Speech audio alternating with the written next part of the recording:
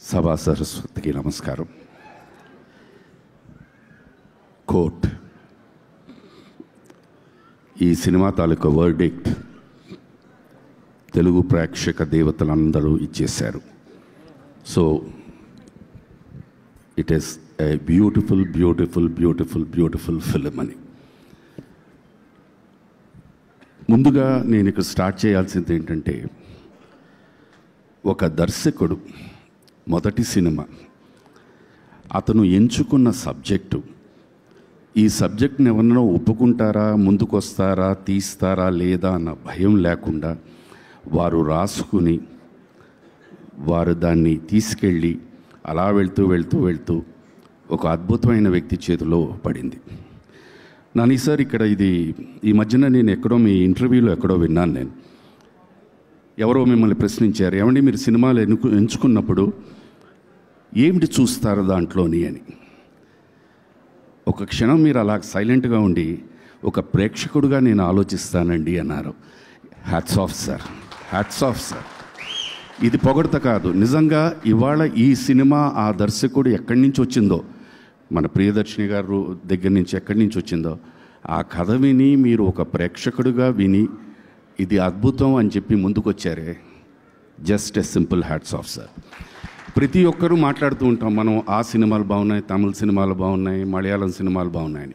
ఈ సినిమాలన్నీ మన తెలుగులో కూడా డబ్ చేస్తూ ఉంటారు, అద్భుతమైన విజయం సాధిస్తూ ఉంటాం. ఎందుకు మన దగ్గర నుంచి రావటం లేదు అని అందరూ ఒక ప్రశ్నిస్తూ ఉంటారు.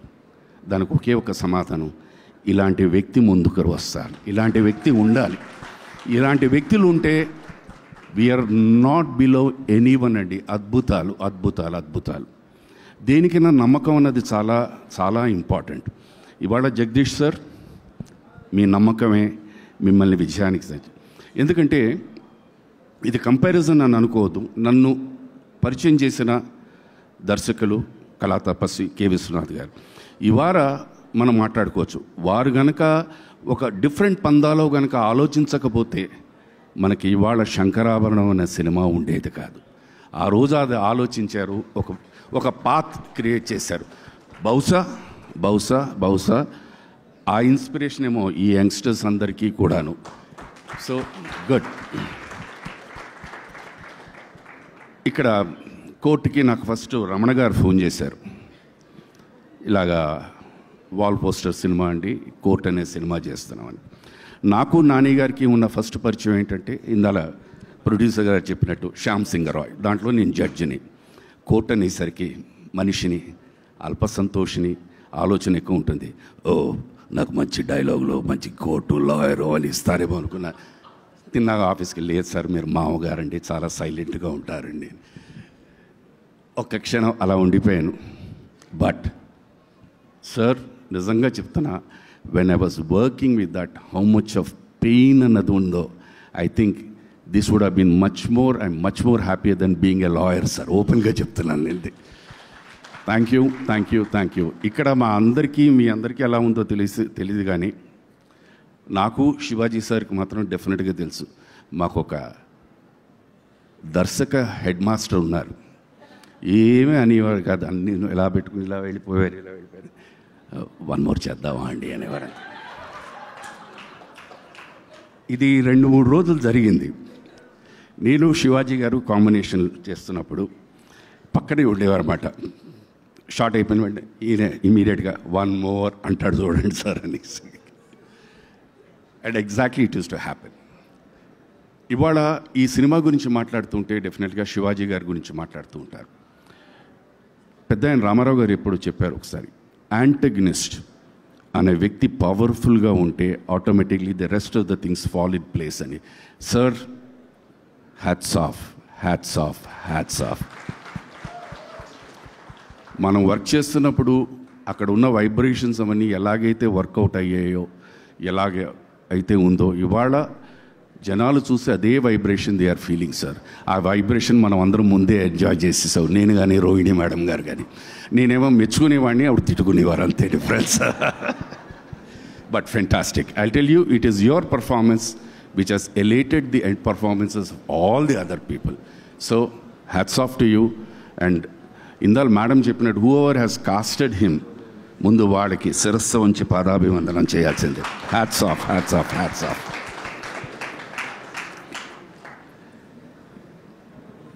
ఇక